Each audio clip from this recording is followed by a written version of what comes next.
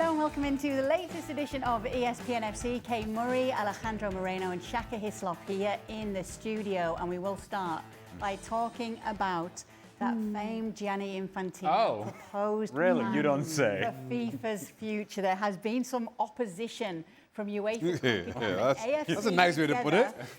Yeah, opposition on that initial proposal from Gianni Infantino. In this open letter, they say leadership in football is not about holding or demanding power to be held. It is a duty of service to the football family that entrusts it. When trust is broken through deception, when an individual places himself above the collective that entrusted him with authority, that duty has been abandoned. Goes on to say, FIFA treats this as a failure of communication when what football witnessed was a failure of judgment. It did not acknowledge that the proposal itself was inherently wrong.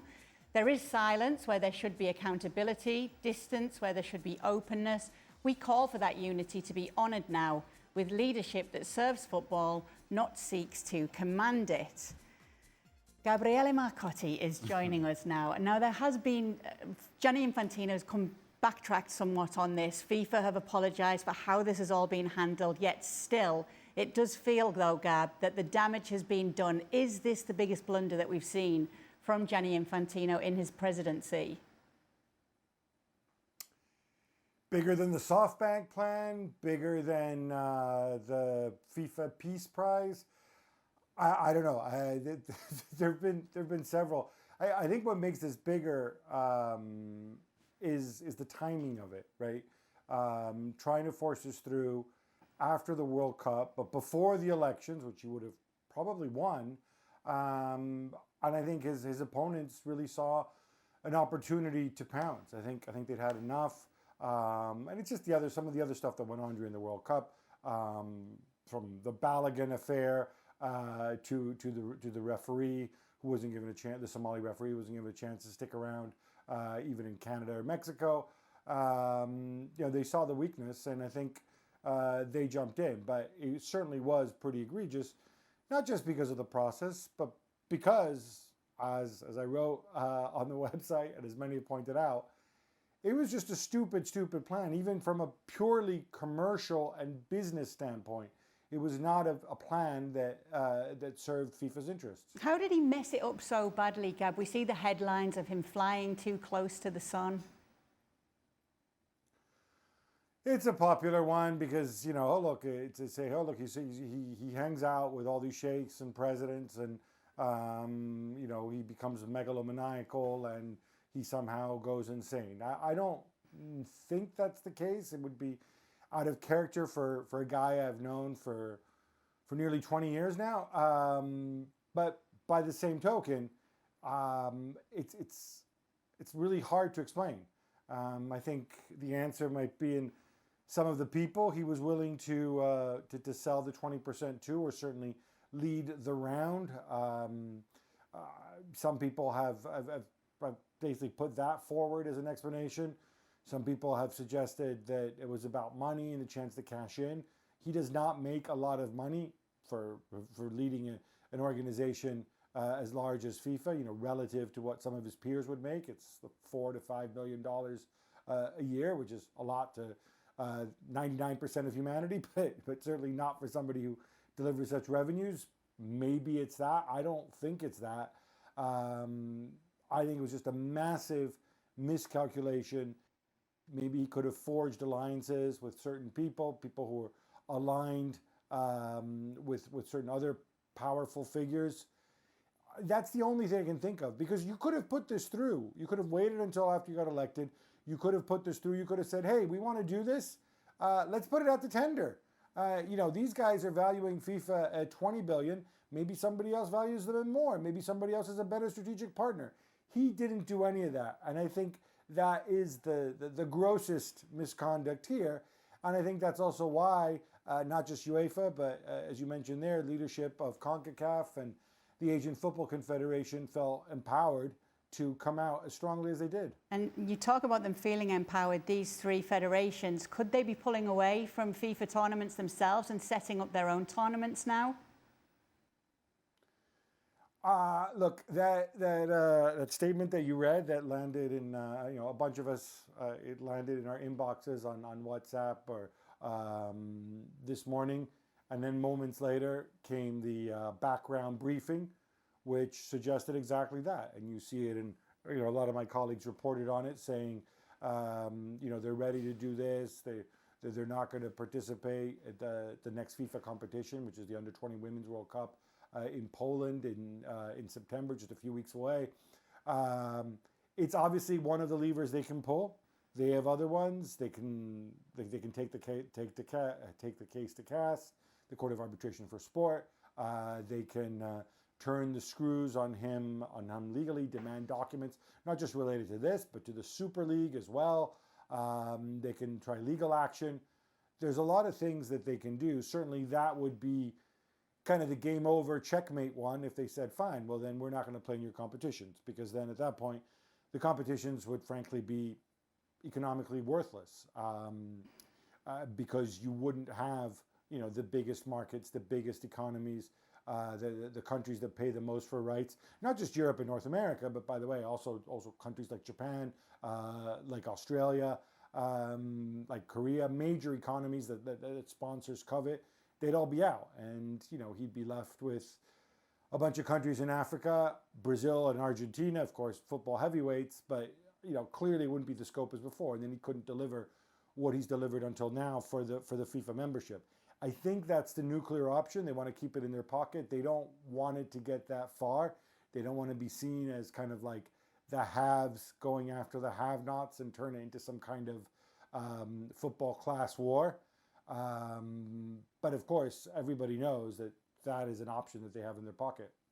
Shaka, you're from Trinidad and Tobago, and one thing we do know is that a lot of the smaller nations, due to the funding that comes from FIFA, do support FIFA. Yeah. What have you made of it all? I think while I understand and actually side with the statement of UEFA and CONCACAF and the AFC around Gianni Infantino and everything that's gone on with it, I think if they aren't careful, this could just prove one big game of chicken for a lot of those nations, for lots of those reasons. Now, while I gather UEFA are unified in this, I do not see them kind of going nuclear as Gab described it, in terms of pulling out of all FIFA competitions. The Women's Under-20 World Cup is just about a month away in a UEFA nation, a smaller UEFA nation, who would benefit greatly by hosting that tournament. I don't see them taking any action, certainly not that quickly, and not one that would impact one of the smaller nations in UEFA who are leading this. From a CONCACAF perspective, while Victor Montagliani signed the statement between him and his general secretary, I'm not sure that if they called an election tomorrow morning, you would get a majority of CONCACAF voting for or voting against Gianni Infantino. And keeping in mind, just let's look at the Caribbean nations, the CFU, 31 voting members who all benefit, who all rely on FIFA funding. And Gianni Infantino understands that and understands the politics of that better than anybody else. I'm not sure that you get this breakaway, unified CONCACAF in that regard. So now all of a sudden, you've got CAF who are unified with their 54 votes. CONCACAF, let's call it 50-50 for this sake, whatever it may be. And all of a sudden now, you are talking Gianni Infantino already has 65, 75 votes in needing 100 or just about. And it becomes a really dangerous game to play in that regard. Now, there's a lot about this that he feels he can do and make these decisions. You saw a botched attempt to get the Israeli FA president and the Palestinian FA president together a few months ago. There's just so much about this that just, I feel, epitomizes Gianni Infantino and where he is right now. But I'm not sure what the solution to this is, because I'm not sure that anybody is certain that they have the numbers. So let's get to CONMEBOL, because Gab just mentioned Argentina and Brazil. Now, they initially voiced concerns, but they've since backed Infantino, praising the decision to scrap the commercial project and accept accountability. Is this, like to Shaka's point, a critical pillar of support here? The old handout. The old, hey, we repudiate, we reject this, but, Gianni, all right. You were wrong, but it's all right, guys. It's okay. And let me just tell you, being from South America, that is indeed a typical South American reaction. I'm from Venezuela. I'm from South America, and it feels like this is my cousin making this decision. I go, it's fine, guys. It's not that big of a deal, is it? It's not. Come on. We can all make mistakes. It's fine. And this is not the way that you run an organization, nor should it be the way that CONMEBOL reacts to Infantino and what everybody has rejected and everybody has repudiated. I was going to ask you though, Shaq, do you make those calculations with your algorithm? Roughly, yes. Okay. Yeah. It seemed like it was going through your algorithm. Yeah. You know what I find, and you mentioned CONMEBOL, and I think the same applies to CONCACAF and to some degree to UEFA and AFC and all these big confederations. I understand that Gianni Infantino is radioactive right now, and he should be, because what he was trying to do was just plain dumb, and he should be radioactive. But all these people are now sort of become holier than thou. They're all like, oh, the game is for the people. The game is of the people. Wait a minute. Isn't it CONMEBOL and CONCACAF the ones that are taking Copa America outside of South America and bringing it to the United States? Is that for the people? Is that for the people of South America? No, it isn't. So spare me with this sort of virtue signaling that we're having from everybody else around the world that's like, oh, this is for the people and we do it for the people. And our leadership should reflect that. Well, yes, it should, but it should reflect it by everybody and by every confederation. We're all singling out Infantino here, and all these people are his enemies, more than likely. They're all singling out Infantino, and they do similar things on the side. They have similar behaviors on the side. The problem is that this thing goes unreported, underreported, unchecked, or underchecked, and you guess what happens? Handout here, handout there, and CONMEBOL says, it's fine, Gianni, we're good. We have our support. This is how it works. This is how real life works. So let's talk and let's go back to Gianni Infantino then, if we can, Gab, and what his future role will look like. Is there a chance that someone does oust him, or is it likely that he will just be kept in the role? I think there's a strong chance that he's going to be ousted. I wouldn't have said so until very recently, but given his latest actions, I take on board what Ale says. But you know what? There's degrees of overlooking, and there's a big card that his enemies can play. Right? If we come out and we assume, and Shaka alluded to this, that the reality is, 3/4 maybe of FIFA's membership, they couldn't run national football programs without FIFA funding. Not just men's, women's football, youth football. Maybe they could put out a men's senior team, but that's it, right? So they're heavily reliant on it. Infantino is the man who has greatly increased the amount of money that's available to develop football around the world, in part because he grew revenues. But all you have to do is go to them and say, hey, look, do you think it was only Gianni that could grow these revenues? Do you think it was only Gianni that could get the 15 billion or whatever it is they hope to make from this past World Cup? No. We can do the same. We can release some of those FIFA reserves, which are 2.7 billion in cash plus another couple billion in various financial instruments and financial assets. We can do all this, and we guarantee you, maybe for the next cycle or for the next 6 to 7 years, we guarantee you the same money that Gianni was going to guarantee you under the FIFA Forward program. Once you do that, and we have the credibility to do this because we are the richest footballing nations in the world, we've shown that we know how to make money. Again, not just Europe, but CONCACAF, but Asia as well. We can do this for you, and we guarantee you this. You don't think at that point they might not be open to change their vote and say, well, you know what? I'm the Cook Islands. I'm never going to qualify for a World Cup. I don't care if you have 48 or 64 or 128.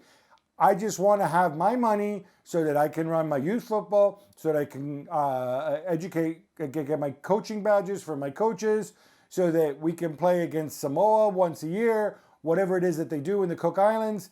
That's all I want. I want money to develop football in my country. I don't care if Johnny's in charge or I don't care if somebody else is in charge, as long as I get that money. And I think ultimately that is the card. If they do present a candidate to stand against Johnny, or if, as they hope, Johnny steps aside and we get an interim boss until the elections in March, that is the card that people are going to say, hey, with me in charge, you're not going to get less money than you got under Johnny. We're going to continue to grow the game. What we won't do, we're not going to do favors because we get phone calls from presidents. We're not going to go and do deals with SoftBank, with various private equity people without telling anybody and then saying, hey, look, you better vote for this. The offer's good until tomorrow. We're not going to go and make deals with Joshua Kushner. We're not going to do any of this. Will you back us? We're going to try to run like a normal organization and not like what's kind of been a freak show at the top in terms of image. And you will still get your money. Is that a persuasive argument? I tend to think that it is for a lot of these nations. Okay, good stuff. More from Gab now that he's back from his vacation on the Gab and Jules show, because that will be returning for the new season, and you can check it out wherever you get your podcasts.